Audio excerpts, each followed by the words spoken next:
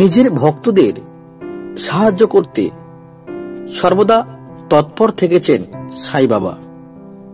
ভক্তদের দুঃখ কষ্ট দূর করার জন্য নানান পথ দেখিয়েছেন তিনি। আবার চমৎকারের সাহায্যে ক্ষণিকের মধ্যেই ভক্তদের মুখে হাসি ফুটিয়েছেন। তিনি কখনো ভক্তদের কাছ থেকে পুজো প্রার্থনা করেননি, বরং ভালোবাসার কামনা করে গিয়েছেন তিনি। ভক্তদের জানিয়েছেন, যে ব্যক্তি নিজের মনে ভালোবাসা ও দয়া রাখে তারা নিজে থেকেই ঐশ্বরিক আশীর্বাদ লাভ করে। এমনই কিছু কথা উনি নিজের ভক্তদের শিখিয়ে গিয়েছেন। আজ এই ভিডিওতে সাই বাবার বলে যাওয়া সেই মূল্যবান কথাগুলো আজ শুনব। তাই ভিডিওটি শুরু থেকে ধৈর্য ধরে দেখার জন্য অনুরোধ করছি।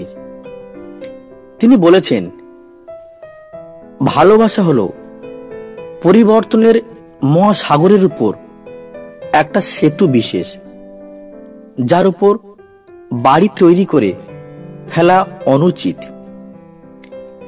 প্রেম সংক্রামক এবং সর্বশ্রেষ্ঠ নিরাময় শক্তি। শ্রদ্ধা এবং ধৈর্য ধরে কাজ করলে ভগবান তার মঙ্গল করবেনই। যদি কেউ তার পুরো সময় তাকে উৎসর্গ করে এবং তার স্মরণে চলে আসে, তাহলে তার মৃত্যু ভয় হওয়া উচিত নয়। যেভাবে একটা পোকা কাপড়কে ভিতর থেকে নষ্ট করতে আরম্ভ করে, ঠিক সেইভাবে হিংসা মানুষকে ভিতর থেকে ক্ষতিগ্রস্ত করতে শুরু করে। ক্রোধ মূর্খতার মাধ্যমে শুরু হয় আর শেষ হয় অনুশোচনার মধ্য দিয়ে। মানুষের আসল পরিচয় তার বেশভূষণের দ্বারা নির্ধারিত হয় না, হয় চরিত্র দ্বারা।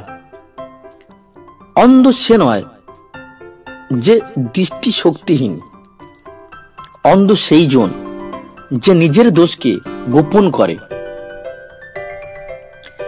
ক্ষুধার্তকে অন্ন দান করলে, তৃষ্ণার্তকে জল দান করলে এবং উলঙ্গকে বস্ত্র দান করলে তবেই ভগবান প্রসন্ন হবেন।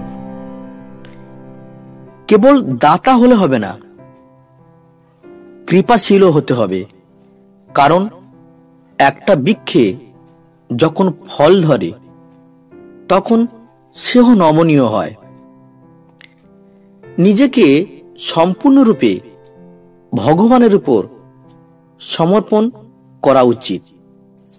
নিজের গুরুর উপর সম্পূর্ণরূপে বিশ্বাস ও ভরসা এক প্রকারের সাধনা স্বরূপ। সবার মালিকই তিনি, এক এবং অদ্বিতীয় ঈশ্বর। সেই একই পরমেশ্বর সকলকে শাসন করেন। কারো বিরুদ্ধে বিষাক্ত শব্দ ব্যবহার করা উচিত নয়, কারণ শব্দগুলি তীরের চেয়েও মারাত্মক ক্ষতবিক্ষত করে দেয়। বন্ধুরা, সাই বাবার এই উক্তিগুলি কেমন লাগলো অবশ্যই আপনারা কমেন্ট করে জানাবেন। ভালো লাগলে আপনার প্রিয়জনদেরকে শেয়ার করবেন। ভালো থাকবেন, সুস্থ থাকবেন।